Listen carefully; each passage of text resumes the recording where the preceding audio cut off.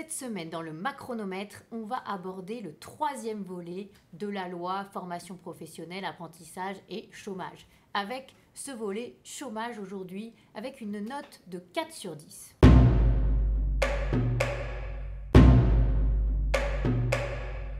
Ça fait des années qu'on parle de réformer l'assurance chômage en France. Pourquoi? Notamment parce qu'on a de l'ordre de 3 milliards d'euros de déficit annuel qui certes devraient baisser dans les prochaines années, mais qui ont déjà généré de l'ordre de 30 milliards d'euros de dettes, alors qu'un système de chômage devrait être par définition contraint à l'équilibre.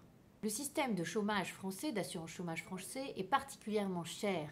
Il pèse de l'ordre de 6,4% de cotisation sur le travail, avec 4% pour l'employeur, alors que quand on regarde ailleurs en Europe, c'est 1,5% de cotisation pour l'employeur et 1,5% de cotisation pour le salarié. Mais les systèmes des pays européens qui nous entourent sont beaucoup moins généreux aussi.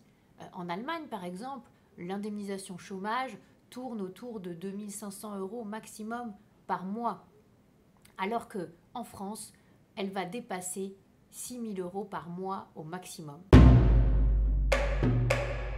Le choix qui a été posé par le gouvernement est le choix, au contraire, d'élargir le nombre de personnes pouvant bénéficier de l'indemnisation chômage aux indépendants, de l'élargir aux démissionnaires. Le choix qui a été fait par le gouvernement a été de restreindre au maximum la possibilité de pouvoir bénéficier du chômage pour les démissionnaires. Il faudra montrer un projet viable, économique, en fait, une création d'entreprise, par exemple. Du côté des indépendants, c'est pareil, ne seront potentiellement éligibles à recevoir l'indemnisation chômage que des indépendants dont la structure, dont l'entreprise en réalité, est en redressement judiciaire ou en liquidation. Finalement, ces deux ouvertures à de nouveaux ayants droit sont extrêmement limitées et sont juste là pour dire que le gouvernement a rempli ses promesses. Autre sujet qui a beaucoup animé la campagne présidentielle de 2017, celui de l'offre raisonnable d'emploi. Depuis des années, depuis 2008, cette offre raisonnable d'emploi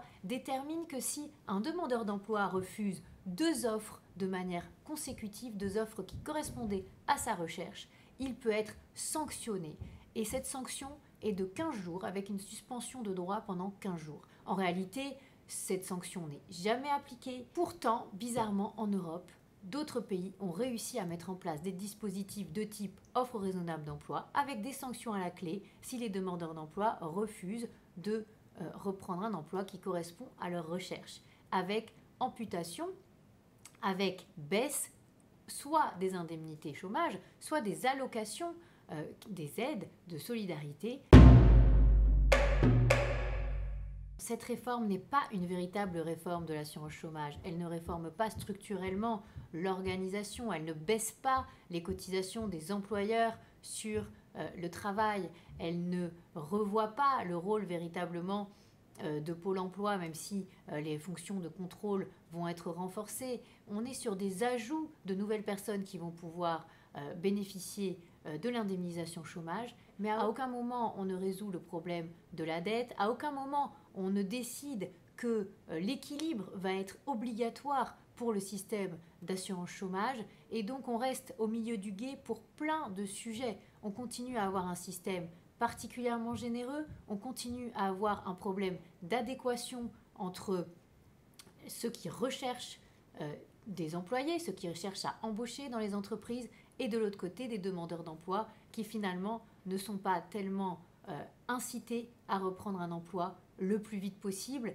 Et c'est toute la question du modèle social français. Est-ce qu'à un moment on va choisir l'emploi plutôt que le chômage ?